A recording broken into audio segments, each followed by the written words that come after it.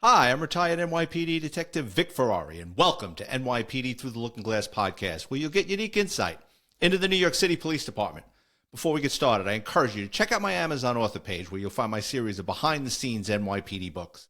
The $10 paperback, $2.99 ebook download, including my latest NYPD Presumption and Dysfunction. I ordered author copies, so it's going to take longer for me, but if you were to order them on Amazon, you should get it within about 3 days.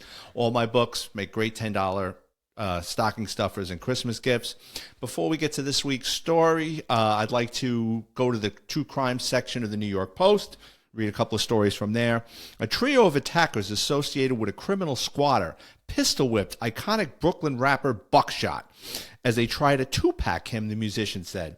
The rapper was seriously hurt and hospitalized after the August 28th beatdown, in which a gang of thugs set upon him near East Flatbush building he owns. The member of the rap supergroup Boot Camp Click was attacked shortly before 5 p.m. on East 51st Street.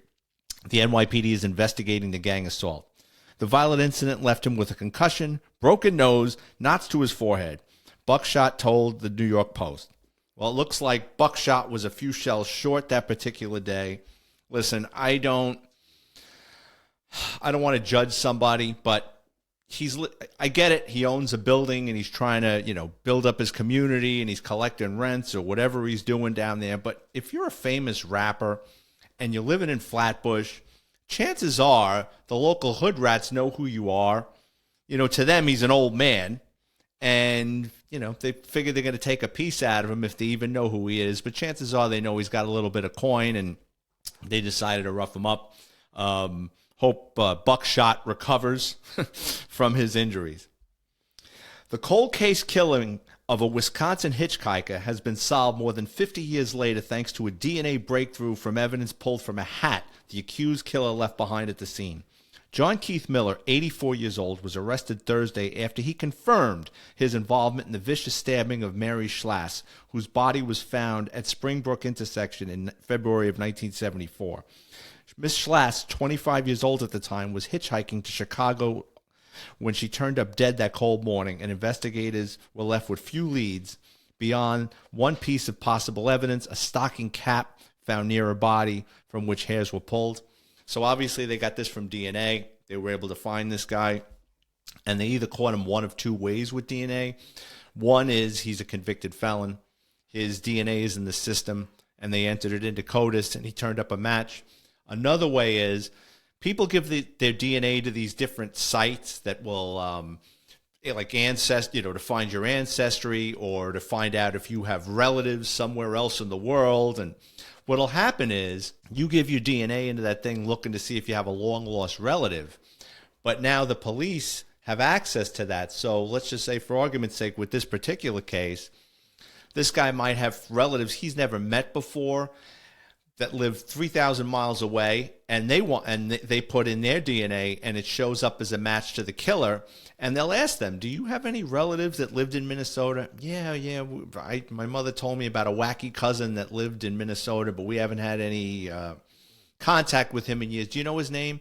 Yeah, I think so. And that's more than likely how they put it together. And then what they'll do is they'll surveil him, and they'll watch him go into a restaurant and throw out a cup of soda, a cup of coffee, some uneaten chicken McNuggets. And from that, they get the DNA, and then they're able to match it. Looks like my Irish wolfhound Chelsea has decided to join me live. I figured I would try to record this without her disturbing me. So just bear with me, folks. I can't leave her outside much longer. So the next story is, and this is a wild one. Chelsea, go lay down. The Greene County Sheriff's Office announced it believes a kayaker thought to be gone missing this summer may have actually faked his own death. Ryan Borgwart, 45 years old, reported missing on August 12th. According to the Sheriff's Office, a search in and around Green Lake located Borgwart's kayak, life jacket, and fishing pole. His vehicle was at the boat launch. Searches continued for more than a month. Now investigators learned Borgwart obtained a second passport, cleared his hard drives and browser history, and changed his banking information the day of the disappearance. Mr. Borgwart also took out a $375,000 life insurance policy and purchased an airline gift card. Borgwart was said to have been in contact with a woman in Uzbekistan, a country of roughly 36 million people in Central Asia. Uzbekistan? I think that's where Borat was fun, if I'm not mistaken. If you're going to take off and flee, why on God's name would you go to Uzbekistan? And before I catch crap for defiling the women of Uzbekistan, I've never seen Sports Illustrated do like the beauties of Uzbekistan in their latest swimsuit issue. So I'm guessing this could be the ultimate catfish.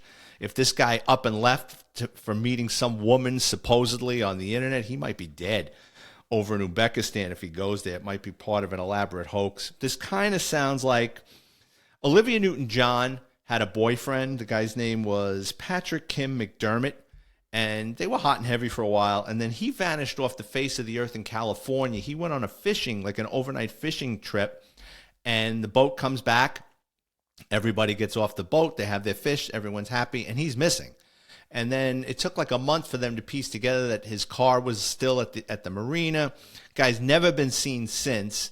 Some people think it was a hoax, and he reported himself missing to get away with, I think he was going through a divorce, and I'm not sure, but there may have been something with child support. I don't remember exactly, but he's never been found. His family has proclaimed that they don't know where he is, and he's missing. And this is going on maybe 15 years ago. So this week's story is going to dovetail with a story I read 2 weeks ago. So bear with me. I'm going to read the story that's already been on the show, but there's been a lot of updates. This is from, I believe, October 30th. A New York State trooper from Long Island was in stable condition after being shot on the Southern State Parkway just before midnight, according to police. The officer involved shooting unfolded westbound side of the parkway on exit 17 in West Hempstead around 11:45 on Wednesday.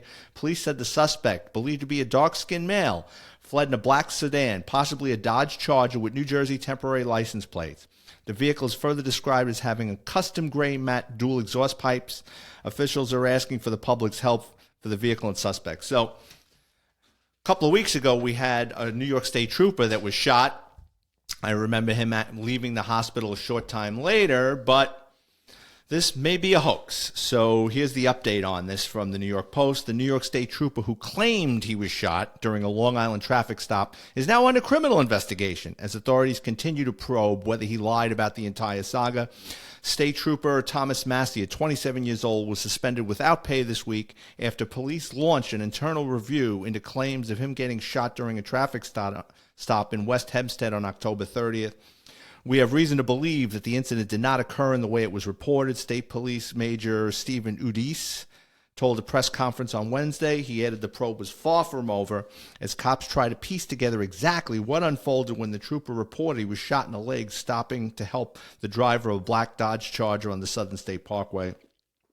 According to the Daily News, during a 19-hour search warrant at the home he shares with his parents, $1 million cash was seized along with some steroids.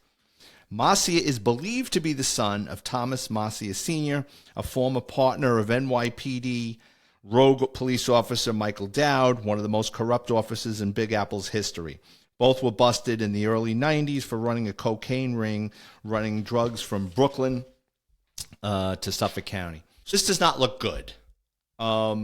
They say allegedly, but let me give you some. I did some digging into Thomas Masia Sr. I don't know if this is this young man's father, but there was a Thomas Masia Sr. He worked in the 9-4 precinct in Brooklyn. He was involved with several other cops in the death of a man. He was charged with either criminally negligent homicide or assault first degree, but he was acquitted of that case, and all the cops were acquitted of that case. But later on, somehow, some way, he got involved with Michael Dowd. For those of you who don't know, Michael Dowd was a one-man crime wave. There's been a documentary. If you have Netflix, you should check it out. It's really interesting. Or Amazon Prime. It's called The 7-5. Basically, Michael Dowd there was a bunch of corrupt cops in the 7-5 precinct in Brooklyn. And basically what they were doing was ripping off drug dealers and selling the cocaine. And they kept the cash, but they were selling the cocaine they found. They set up an operation in Suffolk County and a couple of bars out there. And it wasn't the NYPD that caught Michael Dowd as being a corrupt cop. It was the Suffolk County Narcotics Division that basically were able to catch a couple of drug dealers in hand-to-hand sales. I think they flipped them, and they were able to bring down Michael Dowd and his crew. And I'm kind of on the fence about this, and maybe I appreciate your feedback, maybe I won't. But there's another podcast guy that has Michael Dowd's information, and I was toying with the idea of reaching out to him. I don't know if he would come on this podcast or not. I've been hesitant to ask him to come on as a guest because I got a lot of NYPD members that are on this podcast, and I don't want to be seen as promoting Michael Dowd, but I think it would be interesting. I mean, he admits to what he did. I don't think he's going to come off as, yeah, it was great. I mean, the guy did 13 years in prison, so I was just kind of curious as to would cops out there be interested in what he have to say. Again, I haven't reached out to him. Who knows? He could, tell me to pound rocks. He has no interest in coming on this podcast, but I know somebody that knows him. But anyway, Thomas Massey Sr., let's see. Well, Thomas Massey Sr.'s fiance some 20, 30 years ago was fired, who may or may not be Thomas Massey Jr.'s mom. She was a young cop. She was fired. His fiance was fired many years ago because of her association with him. I don't know if this woman sued to get her job back and was reinstated. And I also don't know for a fact or certain that she's Thomas Massey Jr.'s mother. But I couldn't help but I was looking at the photo. So the first time I saw the photo of the state trooper being wheeled out of the hospital, he's got his parents on either side of him. And you've got a bunch of doctors and nurses outside clapping and smiling, and a couple of state troopers in their Smokey the Bear outfits. And, the first time I was like, well, I'm glad he's okay. But then, doing research for this podcast, I look again and I notice that his right leg, the injured leg, I'm guessing, is bandaged from like the calf to the hip. I don't see any tattoos. But the left leg is covered in ink from like the ankle all the way up to the upper thigh. And I'm thinking to myself, well, if I was going to do that, I wouldn't want to mess up that ink.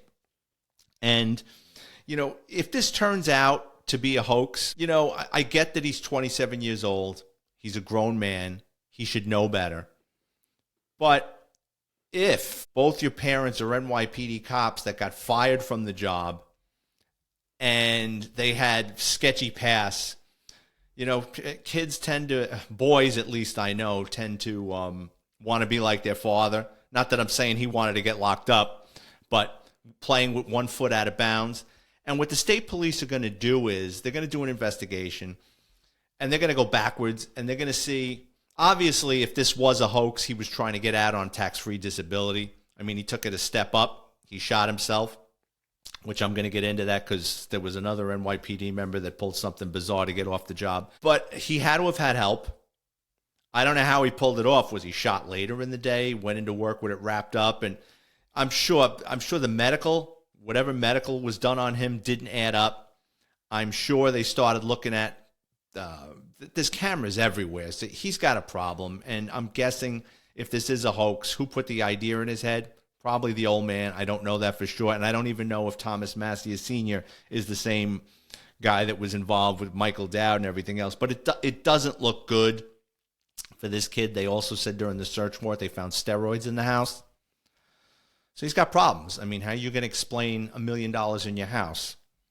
You saved, okay? Are you paying taxes on that? The IRS is going to be involved. I mean, these people are going to be ruined one way or another, whether he's involved in this or not. But to go into what lengths cops will do to get that tax-free disability pension, the NYPD makes it very difficult.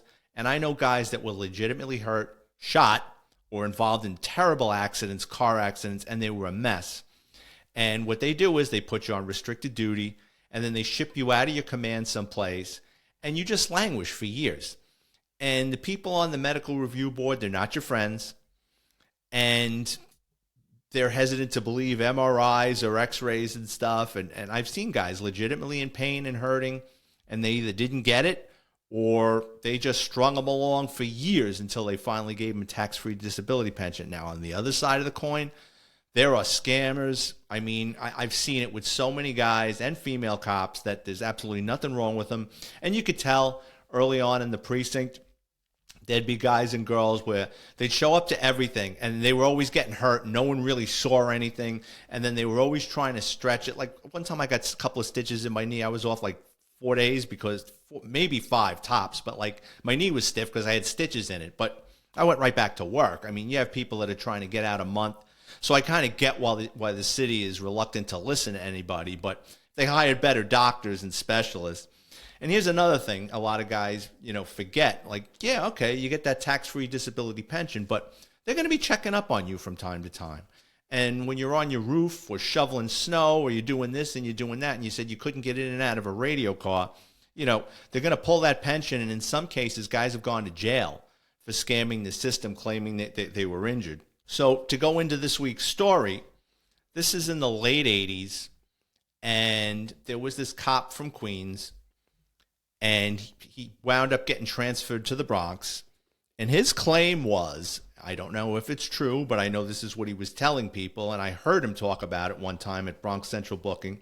His claim was he was an active cop in Queens, and he disrespected, it was either Lorenzo Fat Cat Nichols or Pappy Mesa, one of the guys in that crew that were involved in the murder of NYPD police officer Eddie Byrne.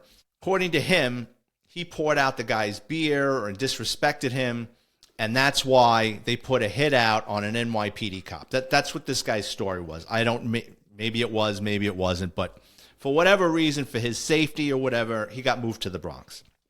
And he made a lot of gun arrests. Used to see him down at court all the time. And different kind of guy. I'd never really had much dealings with him, but I saw him. I knew who he was by reputation. And good friend of mine who worked midnights in this precinct with me one time said, just watch that guy, stay away from him. And I says, well, why? And he said, it was on a midnight. They chased a guy. I don't know if it was my buddy or another cop. It was on a midnight. They chased a guy with a gun into a bodega. The guy tossed the gun in the bodega before the cops got inside the bodega. The cops grabbed the guy. They tossed in the bodega. While they're looking for this gun, this cop allegedly finds the gun, puts it in his jacket, and tries walking out of the bogey without telling the cops to chase the guy in there with the gun. And, someone saw it and goes, hey, what are you doing? And he tried to make light of it. Like, oh, I'm just kidding around. It's like, you don't do that. You find a gun. You're like, gun. And you tell the cop where it is, who started this thing, because it's his baby. You don't pick evidence up, shove it in your waist, and try to walk out of the location. This is what my friend told me. He didn't have a reason to lie to me.